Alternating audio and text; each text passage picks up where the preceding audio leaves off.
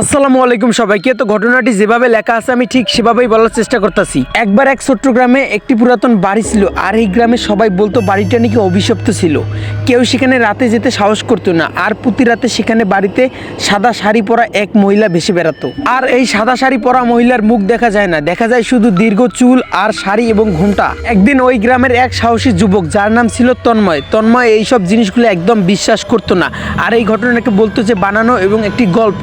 আর একদিন তন্ময় ঠিক করলো যে ওই ভূতের বাড়িতে সে একা এক রাত কাটাবে, দেখবে যে এখানে আসলেই ভূত আছে নাকি মানুষ সবকিছু এই গল্পগুলো বানিয়ে বানিয়ে বলে। তারপর তন্ময় রাতের বেলা একটা মোমবাতি আর একটা লাঠি নিয়ে সেই ভাঙ্গা ভূতের বাড়িতে প্রবেশ করে ফেলে, আর সেখানে দেখতে থাকে যে আসলেই কি এখানে ভূত আছে, ভূত পেত বলতে কি কিছু হয় নাকি মানুষ সবকিছু বানিয়ে বানিয়ে বলে। তারপর তন্ময় রাতের বেলা অনেকক্ষণ খোঁজাখুঁজি করতে থাকে, আর তন্ময়ের চোখে তেমন কিছুই পড়েনি। একটা সময় গিয়ে তন্ময় হাল ছেড়ে দেয়, আর সে ঘুমানোর জন্য একটি রুম সিলেক্ট করে, আর সেখানে একটা বিছানার চাদর বিছিয়ে দেয়, আর সেখানে ঘুমানোর জন্য রেডি হয়ে যায়। তারপরে তখন পর্যন্ত সেই বাড়িতে কিছুই ঘটেনি। তারপরে তন্ময় ওই বিছানাতে ঘুমিয়ে পড়লো। রাত গভীর হওয়ার সাথে সাথে ওই ভাঙ্গা বাড়িতে অদ্ভুত আওয়াজ শোনা গেল, চিৎকার, কান্না আর দরজার খটখট শব্দ। হঠাৎ মোমবাতিটা নিভে গেল আর ঘোর অন্ধকার নেমে আসলো। পরে দরজার খটখটে শব্দের কারণে তন্ময়ের ঘুম ভেঙে গেল, আর সে দেখতে পায় তার মোমবাতি এখানে নিভে পড়ে আছে, আর ঘোর অন্ধকার হয়ে গেছে তার রুম।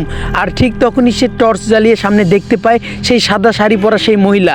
তার মুখ দেখা যাচ্ছিল না, আর সেই মহিলা কি যেন ফিস করে বলতেছিল, আমার সাহায্য চাই, আমার সাহায্য লাগবে। মহিলাটির এমন কথা শুনে তন্ময়ের হাত পা নিমিষের মধ্যে অনেক ঠান্ডা হয়ে গেল। তারপরে তন্ময় ভয় পেতে থাকে।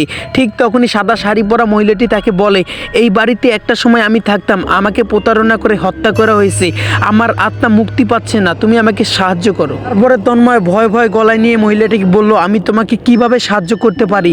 ঠিক তখনই সাদা শাড়ি পরা মহিলাটি তাকে বলল, আমার হত্যাকারীর যদি তোমরা সঠিক বিচার করতে পারো তাহলে আমি মুক্তি পাবো। এটা শুনে তন্ময় বলল, আমি আমার সর্বোচ্চ দিয়ে চেষ্টা করব, আমি তোমাকে অভিশাপ করার চেষ্টা করব, দেখি আমি কতদূর কি করতে পারি। পরে তন্ময় সেই সাদা শাড়ি পরা মহিলাটাকে এমন কথা বলে সেখান থেকেই রাতের বেলায় সে তার বাড়িতে চলে আসে, আর সে ভাবতে থাকে যে সে কিভাবে তাকে সাহায্য করবে, এখন সে করবে কি। তারপর সে অনেক ভাবনা চিন্তা করার পর রাতের বেলা ঘুমাতে পারে না। তারপর সকাল হওয়ার সাথে সাথে তন্ময় গ্রামবাসীদের কাছে চলে গেল, আর এই ঘটনাটি সবাইকে খুলে বলতে থাকলো, আর তার কথা কেউ বিশ্বাস করতেছিল না। তারপরে সে অনেক কষ্ট করে সবাইকে বুঝাতে থাকে যে আসলেই এমনটা হয়েছে। তারপরে তন্ময় সব গ্রামবাসীদেরকে অনেক কষ্টে বোঝাতে পারে। তারা সবাই মিলে সেই হত্যাকারীর কবরের কাছে যায়, আর সেটাকে নিয়ে আসে একটা মন্দিরের কাছে, আর সেখানে তাদের বিচার করা হয়, আর সেখান থেকে সেই সাদা শাড়ি পরা মহিলাটি অভিশপ্ত মুক্ত হয়ে যায়। এরপর ওই সাদা শাড়ি পরা মহিলার আত্মা আর কখনো দেখা যায়নি ওই ভাঙ্গা বাড়িতে।